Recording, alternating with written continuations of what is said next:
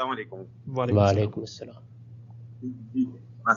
جی میرا سوال regarding تفرق between نبیز جو ہو جاتا ہے، جیسے کہ میں سیرت النبی کو ریفر کر رہا ہوں، تو اس میں کہیں پر ایسا ایک حدیث آئی تھی جس میں ایسا مینشن ہے کہ قیامت کا دن ہوگا، لوگ بڑے پریشان ہوں گے، تو وہ اپنے آدم علیہ السلام کے پاس جائیں گے، ان کو بولیں گے تو وہ آدم علیہ السلام نفسی نفسی، پھر موسیٰ علیہ السلام کے پاس جائیں گے تو وہ بتائے گے نہیں نفسی نفسی، پھر جاتے جاتے جاتے بولے آخری نبی حضور صلی اللہ علیہ وسلم کے پاس آئے گے تو وہ پھر اللہ کے سامنے سجدے میں گریں گے، اور پھر پھر اللہ فیصلے کا دن شروع ہوگا۔ اور یعنی یہ چیز معلوم ہے ہمیں، واقف ہے اس سے، آپ سوال کریں کیا سوال ہے؟ جی تو یہ جو تفرق کرتے ہیں نبیوں کے بیچ میں، جیسے کہ کہیں کہیں یہ بھی بتایا جاتا ہے کہ دنیا نہیں، اگر حضور کو نہ بنانا ہوتا تو دنیا نہیں بناتے، تو یہ قرآن میں جب آ گیا ہے کہ لا تفرقوا بین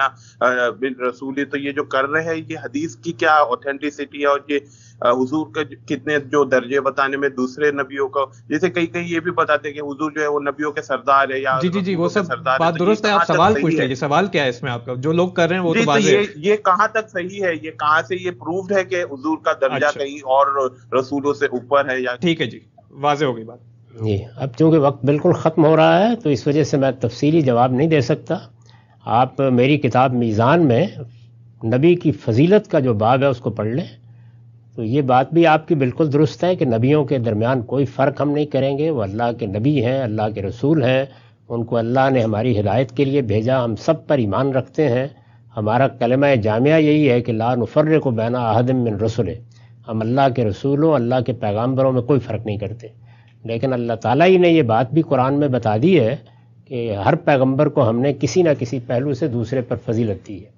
اور یہ بھی بتا دیا ہے کہ اس میں خاص فضیلت کے کیا پہلو ہیں۔ مثلا سیدنا موسیٰ علیہ السلام کے بارے میں خود اللہ تعالیٰ نے قرآن مجید میں یہ بتایا ہے کہ ان کے ساتھ اللہ نے براہ راست کلام کیا،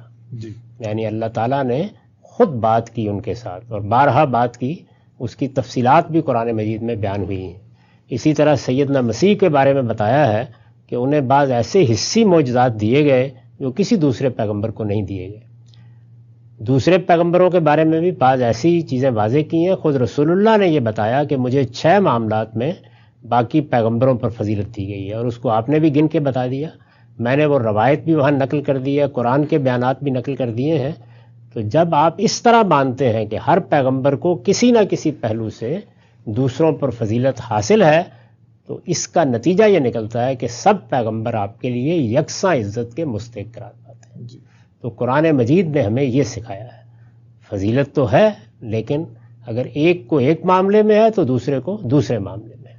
خود رسول اللہ صلی اللہ علیہ وسلم نے اپنے صحابہ کو اس معاملے میں جو تعلیم دی، اس کے واقعات بھی میں نے وہاں نقل کر دیے ہیں، اور بتا دیا ہے کہ جب کسی نے اس طرح فضیلت کی بات کی جیسے کہ ہمارے ہاں لوگ کرتے ہیں، تو آپ نے سختی کے ساتھ ان کو روک دیا۔